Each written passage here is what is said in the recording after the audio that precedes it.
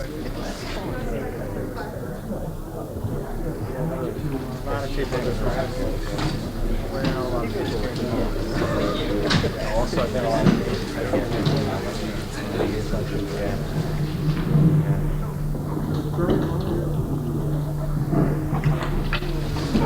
today we start three lectures on Marx, and his date's 1818 to 1883. We make him a near contemporary of John Stuart Mill, who was 12 years older.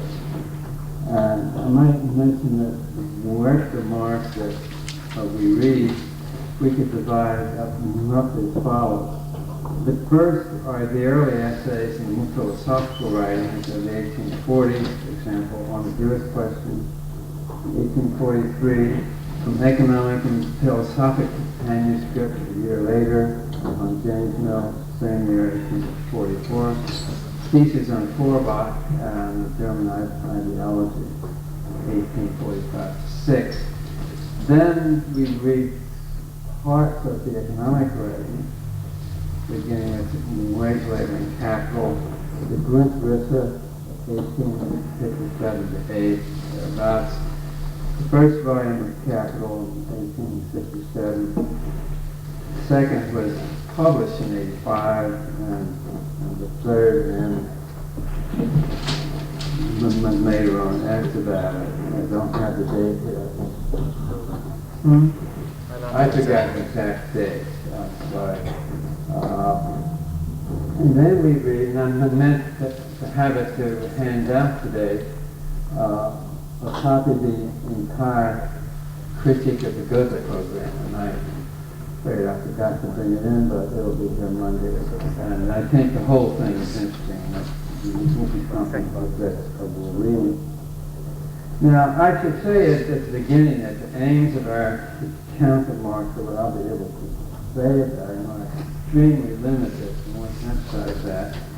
Even more so than the case of Mill, where they're also limited. Marx's thought is enormous in scope and would really present very large difficulties. I think to understand, much less to master, the ideas of the Capital, say all 3 volumes, is in itself a forbidding task. But I think we have to do what we can in saying our aims are modest. And I plan to give a central place to Marx's economic views and his account of the capitalist and other social systems, even though, as I say, we can only touch on these matters in a very elementary and simplified way. If we keep those aims in mind, perhaps no harm is done.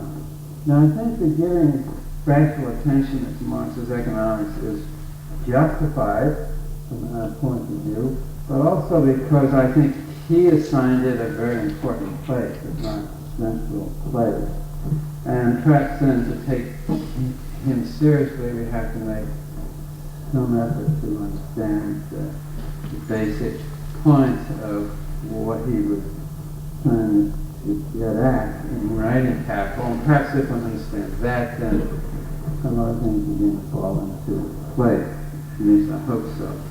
And I think that one of his really, truly remarkable achievements is that starting with an academic background in jurisprudence and philosophy, he turned relatively late in life, that is about your age or so, a little bit older than that, at teaching himself what he could of economics.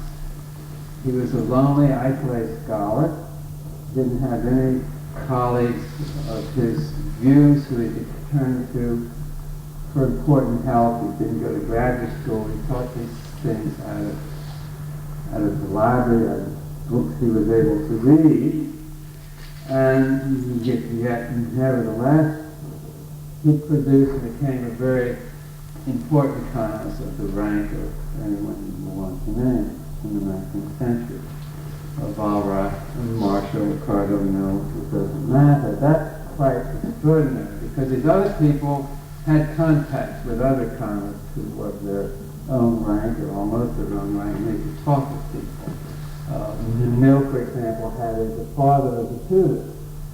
So although at age 21 or 2, he wrote extremely important papers in economics that were not understood for a whole generation later, he anyway had a good education. So Marx had to do it all by himself. Now, the focus that I'm going to take on him in order to have some kind of angle is to deal with this critic of liberalism. And although this is, of course, one perspective on Marx, and obviously not the most important one, or anyway not the many most important one, I think it will help us to have some focus on it and be able to deal with it in this class. So that today, I'm going to consider how Marx understood capitalism as a social system, and I go over all too briefly what I take to be the point of the labor theory of value. I won't get into any of the details exactly, but what I take to be the point of what he was trying to accomplish. And with that background, perhaps we're able to understand some other things.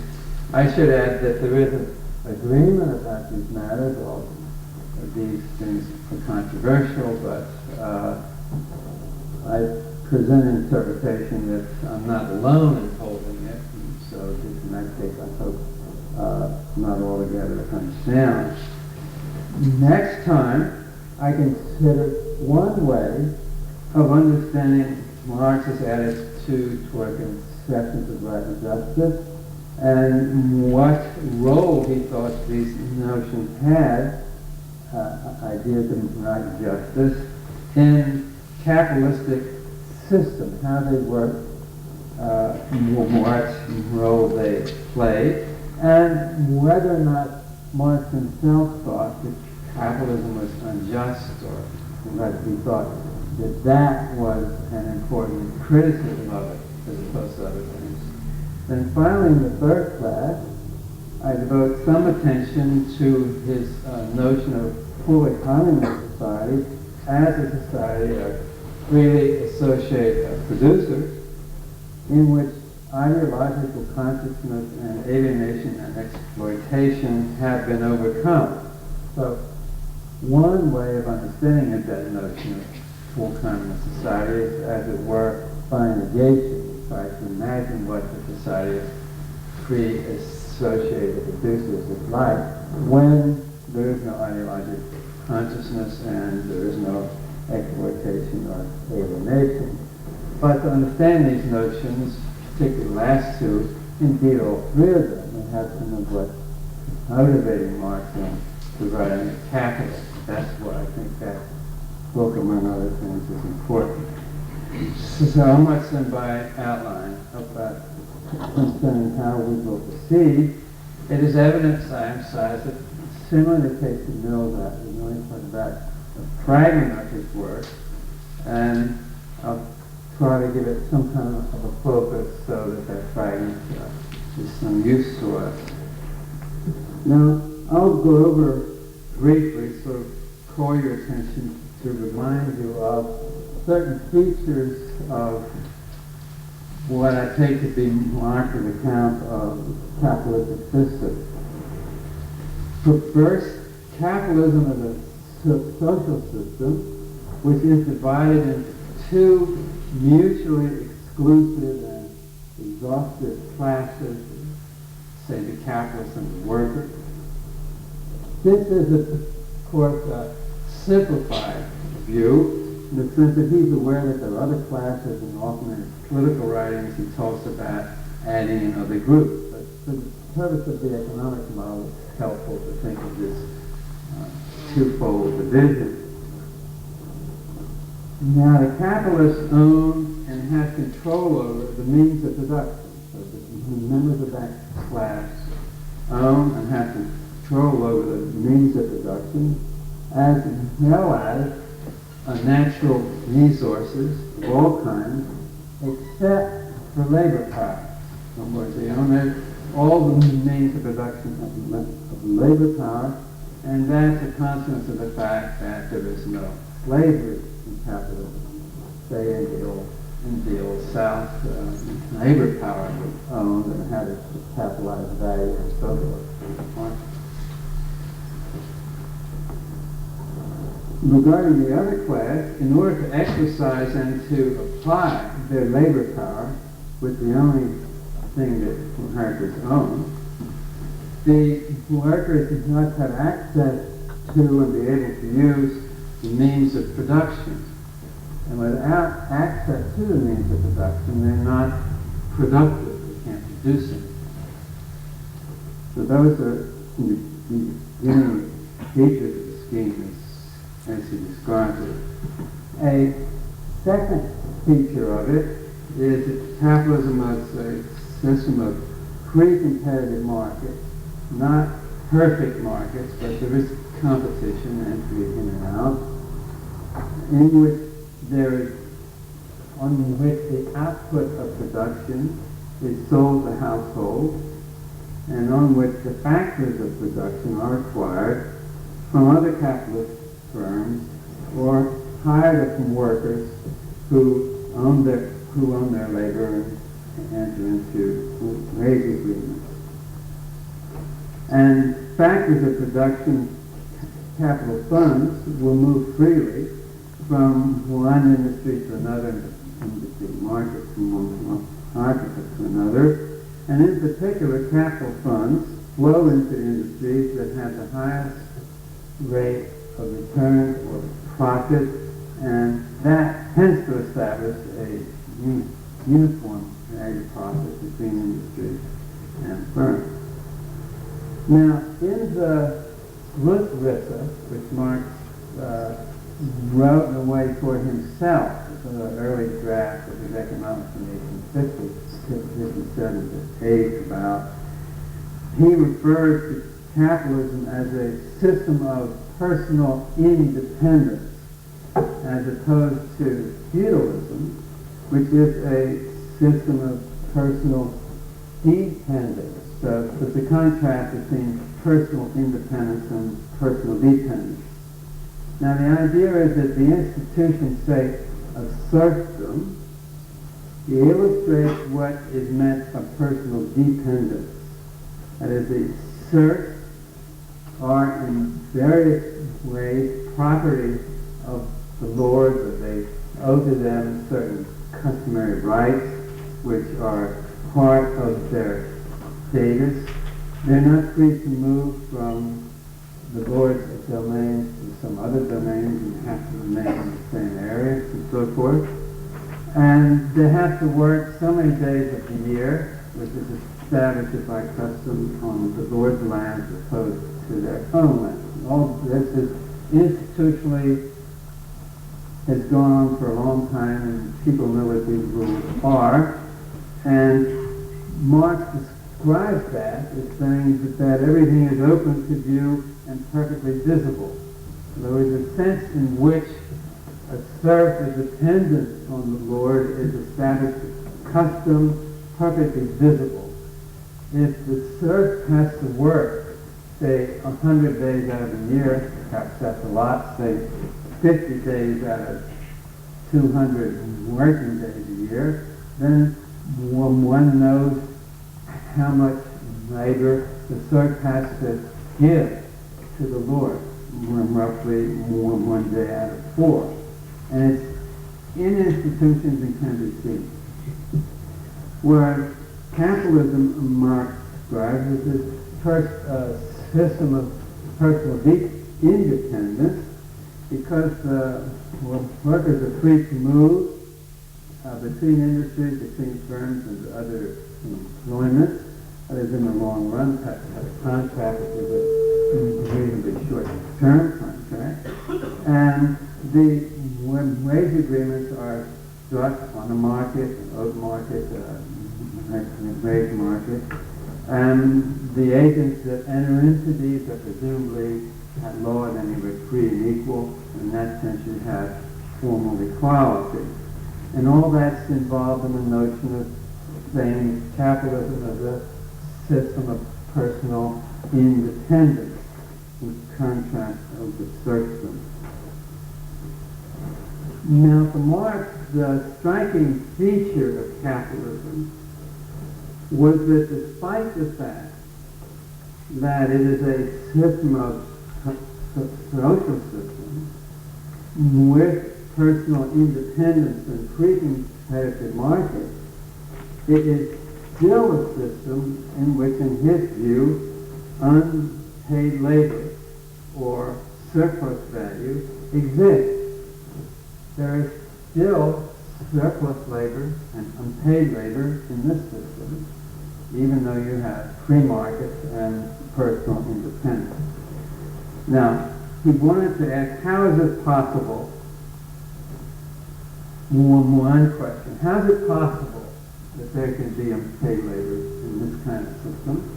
And secondly, how is it hidden from view? In the sense that he thinks that most agents in the system are not aware of this, or they're not aware of how it works or how it takes place. And so it isn't open to view as it is in feudalism. It's something you have to be able to understand, and you need a theory, Marx thinks, to understand it. So I think, I'll offer a suggestion, which isn't all novel to me, that one of the aims of Marx's major theory of values is to try to explain, first, how it's possible that there can be unpaid labor in this kind of system, and secondly, and I think equally important to him, how it is that it isn't all obvious to it that it is there, as it is obvious to us in the case of serfdom. So that just poses a problem, I think, that the major theory of value is to address, and I'll look at that. The other aspects of the system I will mention more are the different aims and roles of these two social classes in the economic system from Marx's view. The aim and role of the capitalist in the system is represented by the cycle M-C-M apostrophe, where that means where M apostrophe is greater than M, where of course M means money and C means commodity, different purposes of money. But that's just a representation of the fact that the capitalists invest, that is, we with money, in real capital of some form, machinery, wage goods, paid workers, and then at the end of the period, they own the output, and then they then sell the output, that's in apostrophe, and if things are going as they expect, then that there will be profit at the end of that series of transactions. So their aim is then to take capital funds, to use them to produce output and to make profit. The aim and role of the workers in the system begins with C-M-C apostrophe, where normally the presumption is that the C and C apostrophe can be equal in value. It doesn't particularly matter. Sometimes they vary, but on the whole, it can be equal in value. And this represents the fact that the workers agree to work and to produce things in order to get wage goods in exchange for their own use. They are, you might say, not working for profit in the same sense that capitalists do. So what they want to do is to maintain their labor power, to reproduce themselves in the long run, and say to sustain their families and their children and so on. All that's included in reproducing labor power. Now, that M apostrophe is greater than M in the C cycle represents the fact that capitalists are in a position to accumulate real capital and to add up to this capital over time.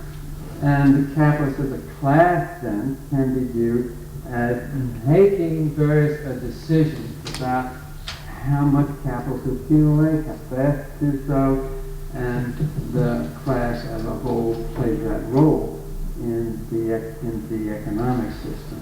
Whereas by contrast, the working class is not normally saved on this simplified view. The saving of the working class is deferred consumption. That is, we might save as a worker for our old age or something of that sort, but over the period of a lifetime, if we take all of the expenses into account and we deduct from those the expenses that to support the family, why then aggregate saving over a lifetime is, say, zero. So that, and making other assumptions, but within this simplified scheme, one could say that.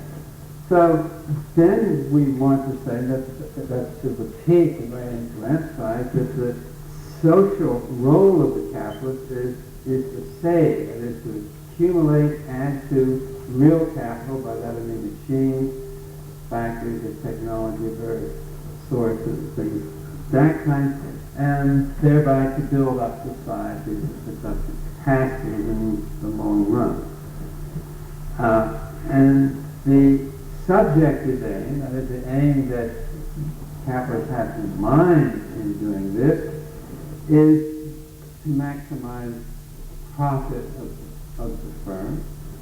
And while the level of consumption of capitalists is higher on average than that of the working class, nevertheless, the aim of capitalists isn't to consume, but they will be driven by the nature of the social system and the position in the market where they have to compete.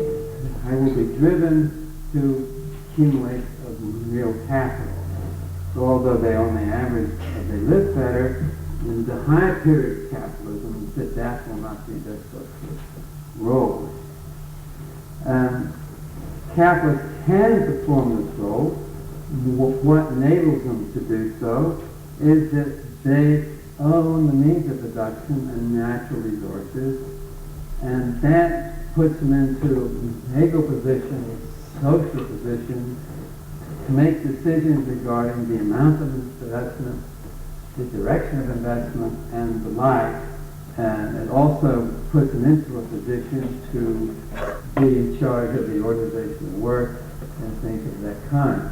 So it's these prerogatives that belong to the capitalist class that enable them to fulfill this social role.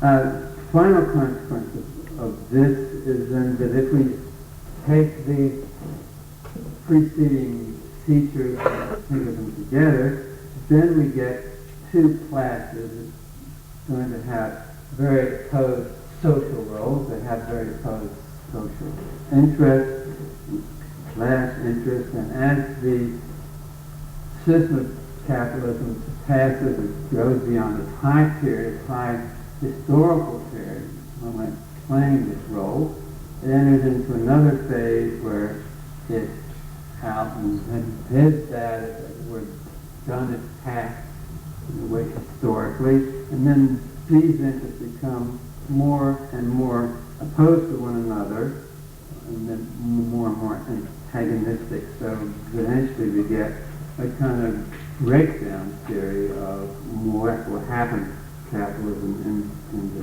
future. Now, I want, with these elementary comments as a background, say some things about what I believe to be the point and aim of Marxist monetary value. I ought to say that I'm reluctant to discuss his economics at all. I'm not an economist, obviously, don't tend to be. And I think the economics, as you know, is very controversial. There's no, I think, general agreement on how it is to be at least we come down to fine points how this would be understood. And I'm going to present one idea about it, which makes it plausible to me, and I hope that this will help. Now, I think that we can describe his economic theory overall into three parts. The first part takes up what we might call the static theory of the extraction of surplus value under the simplified assumption that the organic composition of capital is the same in all industries. Organic composition means roughly the degree of capital intensity of an industry, how much capital it has per worker. And here Marx is concerned with describing how non-wage incomes, that is, say, profit, interest, and rent, he's concerned with describing how they come about. Again, going back to how are these non-wage incomes possible in a system of personal independence. And this, in a way, I think is the basic and central part of Marx's view, and it is presented in Capital Volume 1. That deserves to be Volume 1. And the essentials of this view are, in effect, appear in roughly the first 10 chapters. Other things are added on later, but you get the main structure there. The second main part of Marx's view, his economic view, is given in Volume 3 of Capital, and here he is concerned with how the aggregate surplus value is redistributed from one industry to another, how it's redistributed in society, and how it is converted into profit, interest, and rent. Once the simplifying assumptions of Volume 1 are dropped, that is, he's not any longer assuming that the organic composition, capital in all industries is the same. Some may have greater average capital per worker than others. Now, for Marx, as I said, the basic question on the interpretation I'm suggesting is that he wants to know how these non-wage incomes are produced, and this is explained in this simplifying assumption in Volume 1, where non-wage income is explained as arising from surplus value or from unpaid labor. In Volume 3, he's concerned with the redistribution of the surplus value between industries and with a conversion into profit, interest, and rent. And I'll say a little about this in a moment. But important thing to realize is that for Marx, this redistribution of surplus value is for him what I'm going to call a surface of phenomena. It takes place via the system of competitive markets, which is familiar to anyone who observed the system and was very intensively studied at state by classical and neoclassical economists. And I think that for Marx, although these complexities in Volume 3 are important and not unimportant, that the main step occurred in Volume 1. And one ought to realize, because there was some doubt about this, historical facts not awfully long ago, that Marx had the ideas of Volume 3 in mind when he wrote Volume 1. And if there's any doubt about that at all, there matters at the angles where he sketches before the appearance of Volume 1 the so-called transformation problem of redistribution, and also when it was published eventually, 1933, he finds out that the Grundrisse, which is from the mid-50s, has the whole problem there with a sketch of a solution. So it isn't all the case, as used to be thought by some of Marx's critics, that it was only after he published Volume 1 that this so-called transformation problem occurred to him, and he had to make all of these alterations. So there isn't anything in that. The two things hang together as two steps, I believe, in a single argument. Or whatever we think of the argument in the end, it doesn't matter. He was aware of the problem from the mid-50s, or slightly after that. Well, it may help if I mention three interpretations of the Menager theory of value, which I think are incorrect. Get these out of the way. I think, first of all, some have thought that the Menager theory of value is the view that the ultimate source of all wealth, of all use value, is human labor. And this view amounts to saying that labor is, say, the only factor of production, or the main one for all practical purposes. As a general theory about the source of labor, Marx thinks that this view is certainly incorrect, since land and forest and natural resources of all kinds are also sources of use value and are not products of human labor. That Marx does not understand the labor theory of value in this fashion is, I think, clear from his attack on this view at the beginning of the Goethe program, which make available on Monday. In the opening paragraph of the first section of that, he makes these points. First, that labor is not the source of all wealth, that nature is as much a source of use value as labor is. In fact, labor is only one manifestation, among others, of the forces of nature. And second, Marx goes on to say that the view that labor is the sole source of use value reflects a point of view of those who own the means of production, and not the laborers.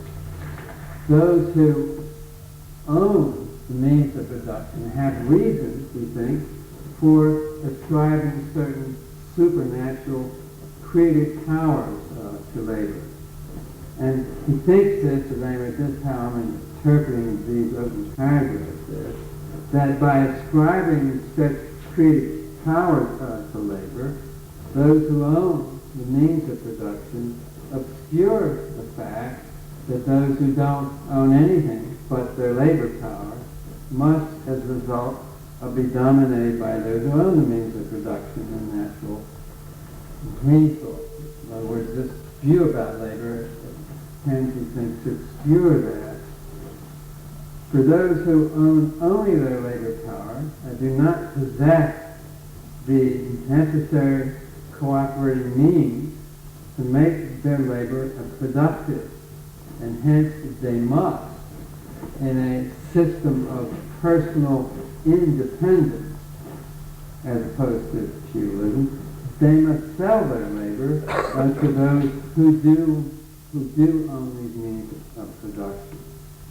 Thus, Marx sees the view that labor is the source of all use values as is an ideological view to conceal that truth, you might say. Namely, that labor is not the source of all use values, but is always in fact dependent on the means of production, even in a system of personal independence. That fact cannot be changed. So we come to another possible interpretation of the labor theory of value, Namely, as some have occasionally suggested, it is a theory of just price, as an account of what prices ought to be, or how prices should be related to labor values if prices are to be just or fair. For example, it was suggested by the scholastics, according to Schumpeter, in the late Middle Ages that the normal, long-run, free-market, competitive price of commodities is a just price. This excludes monopolies, excludes various forms of collusion, of raising prices to get what one can in times of hardship and bad harvest and so forth. There's all those being examples of unjust pricing. In Marx's day, the so-called Ricardian socialist had used Ricardo's aggregate theory of value to make an argument that justice requires that the laborer be paid the full value of what the laborer produced. But as we shall see, I'll talk about this on Monday, I don't believe, it isn't clear at any rate that Marx criticizes capitalism as unjust, and I don't believe there are grounds for thinking that the labor theory of value is intended to be a theory of just price. So then we have a third possible interpretation of what it might be, namely, the last one perhaps seems the most obvious on the surface, that it's a theory of market prices. It's a theory of price, which is the thing that economists are normally interested in doing and refining it for all different kinds of various markets. I don't think it's a theory of price intended as that. I don't believe Marx argues that in general prices are equal to or proportional to the socially necessary labor time required to produce the items in question. In volume 1, it's true, he does make the assumption that ensures the proportionality of prices to labor value, but these assumptions, as I mentioned, are dropped in volume 1. And one of those assumptions is the equal organic composition of all industries. Now, it has been supposed that the labor theory of value is partly a theory of prices because of Ricardo, who did greatly influence Marx did understand his labor theory, so-called, as a theory of prices. Or rather, since Ricardo held the cost of production theory of prices, his labor theory of value is a kind of good approximation to prices. It isn't tentatively accurate. Take recall, I think, a 93% labor theory of prices, a good approximation. And hence it was natural to suppose that Marx intended his labor theory of value in the same way, only it would be an improvement, because in more general. Moreover, Marx does not make clear in a straightforward expository way what his intentions are. Now, I have suggested that his aim is first, as I said before, to describe how surplus value for unpaid labor or non-wage income is produced. How is that possible? What makes surplus value possible? Actually, that's sort of a constant question, so to speak. And in a system like capitalism, we always have to add this, whether it's personal independence, competitive markets, free contract, and at law at any rate, some kind of formal equality. And the second thing he's concerned with is to describe how this aggregate surplus value is redistributed among firms and industry, and why that's not this fact of surplus value isn't obvious why it isn't open to view. Now, Marx held there is a systematic relation between labors and value, but the two are not the same. He knew, I think, perfectly well that prices can be explained in terms of the competitive process in some theory of supply and demand at the time that the classics held. But he was interested in explaining was not interested, in explaining prices and only understanding them in terms of supply and demand. He wanted a view of the economic system and an analysis that would enable him to understand how surplus of value could take place, or as he called, how exploitation could take place in this kind of scheme, as one of personal independence. That I take to be his questions that the Niagara theory of value is to explain. Now, let's see. Sorry. Write something here.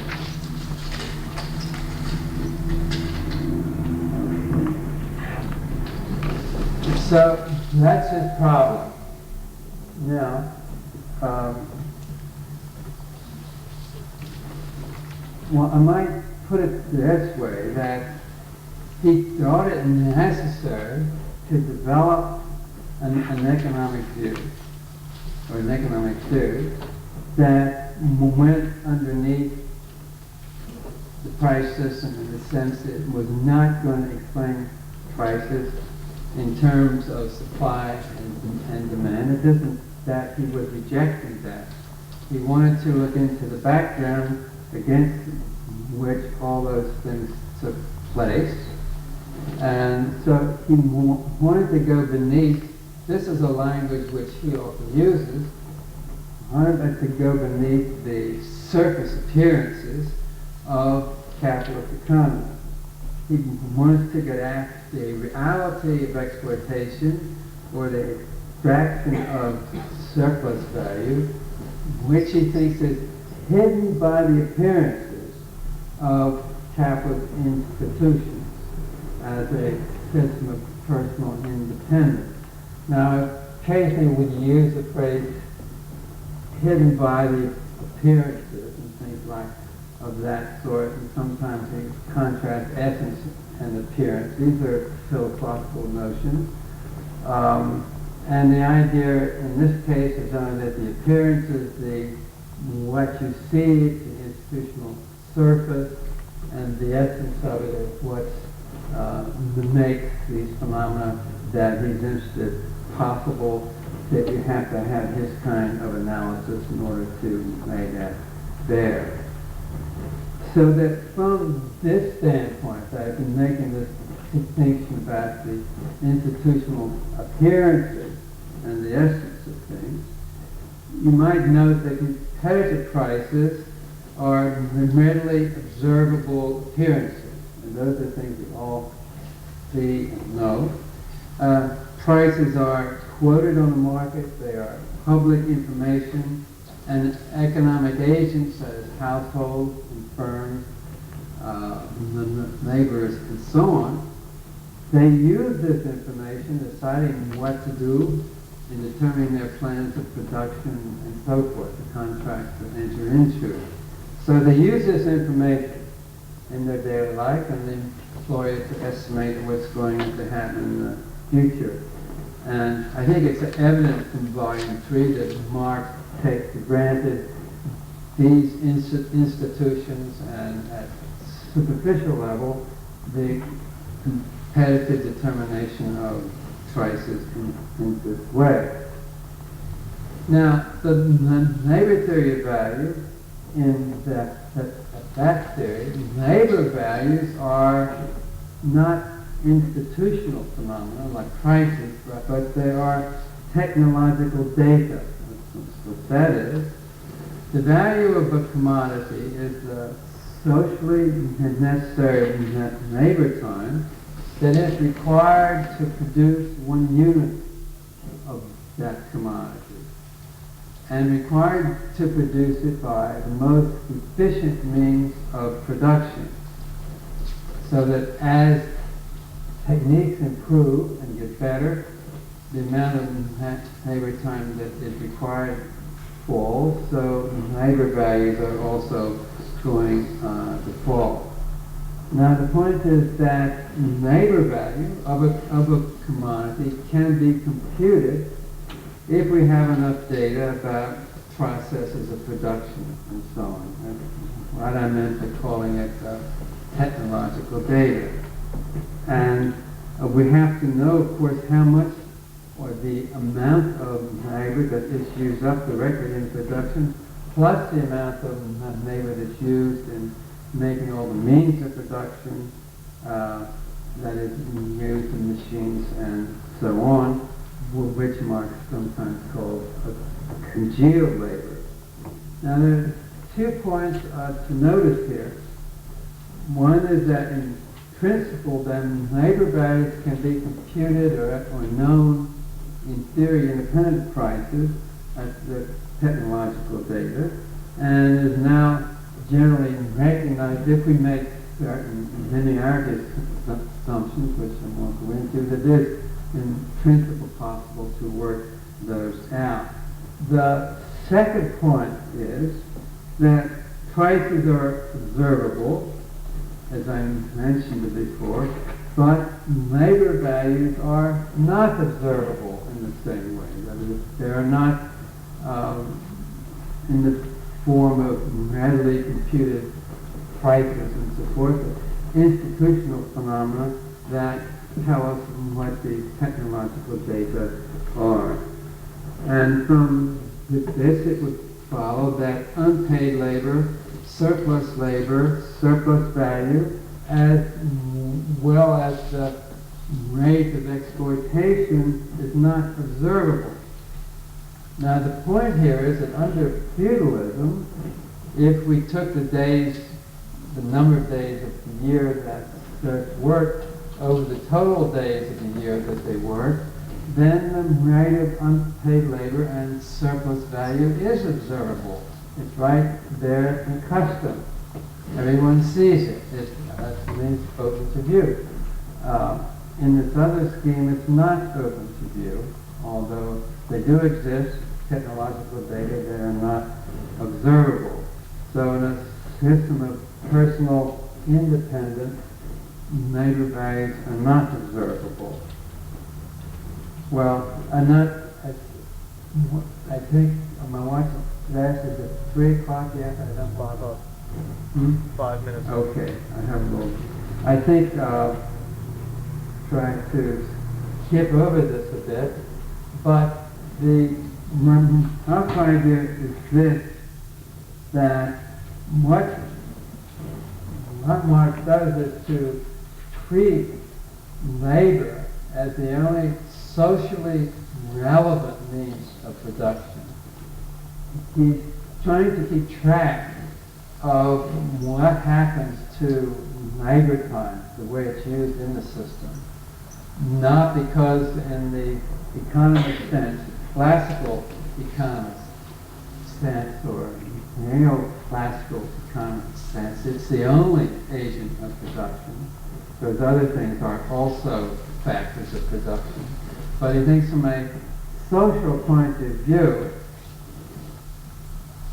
he wants to regard labor time, the collective labor time, as the social asset that counts. He wants to keep track of how that is used in the economy. And that is the point of that background assumption is one of the underlying ideas in the labor theory of value. And that's why then he wants to keep track of these flows of labor time.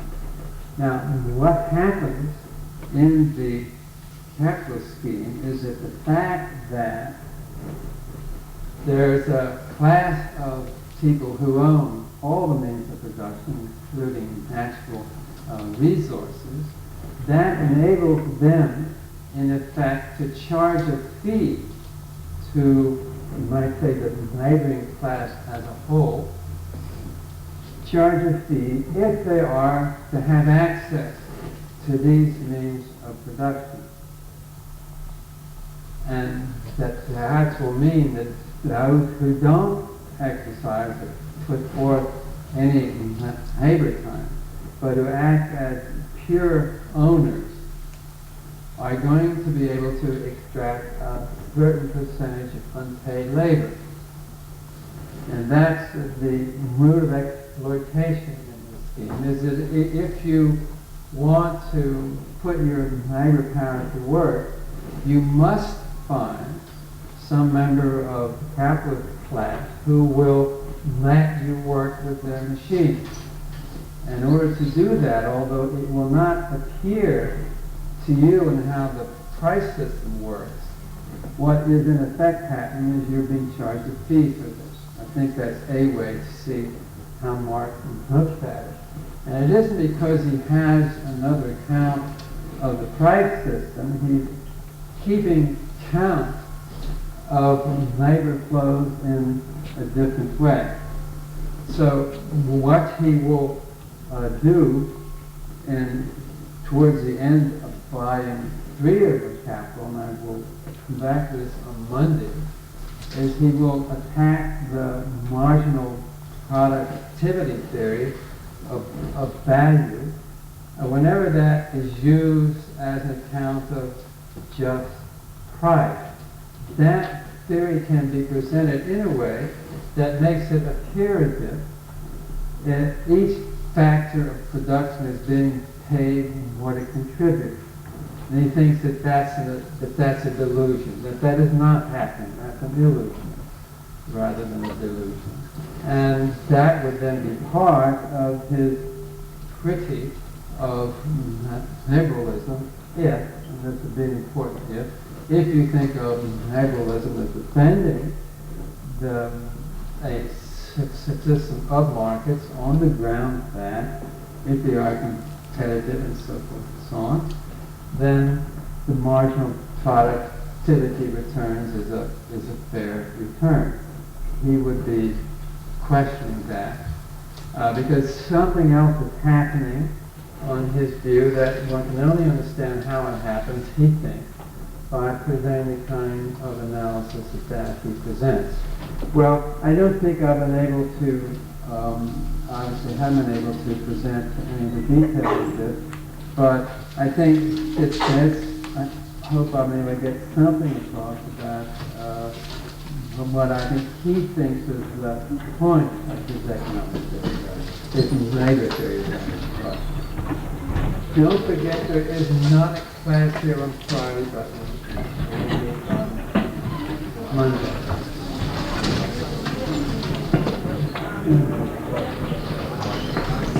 Is the just driver.